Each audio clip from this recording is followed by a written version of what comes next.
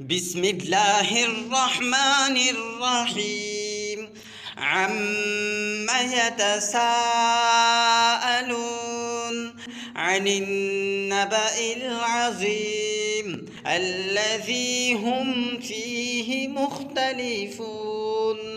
كلا سيعلمون ثم كلا سيعلمون ألم نجعل الأرض مهادا والجبال أوتادا وخلقناكم أزواجا وجعلنا نومكم سباتا وجعلنا الليل لباسا وجعلنا النهار معاشا وبنينا فوقكم سبعا شدادا وجعلنا سراجا وهاجا وأنزلنا من المعصرات ماء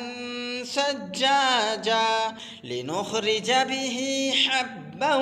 ونباتا وجنات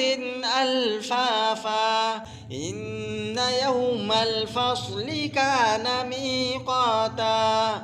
يوم ينفخ في الصور فتأتون أفواجا وفتحت السماء فكانت أبوابا وسيرت الجبال فكانت سرابا إن جهنم كانت مرصادا للطاغين مآبا لابثين فيها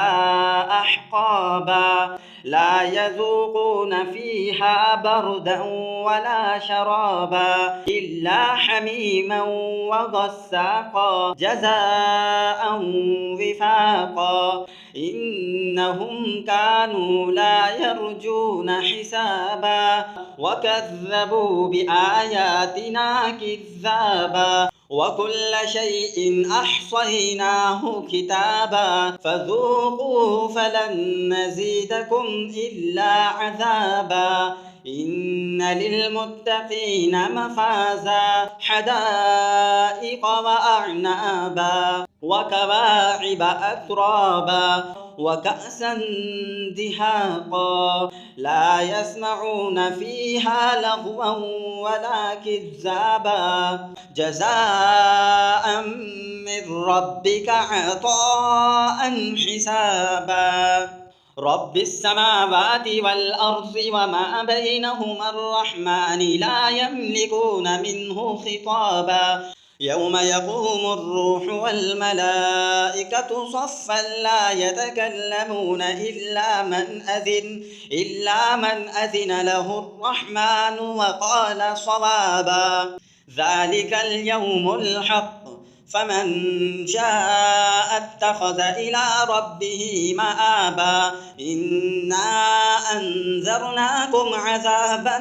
قريبا يوم ينظر المرء ما قدمت يداه ويقول الكافر يا ليتني كنت ترابا صدق الله العظيم। और अगर आपको मेरा ये चैनल और वीडियो पसंद आए तो प्लीज़ सपोर्ट, लाइक, शेयर और सब्सक्राइब कीजिए।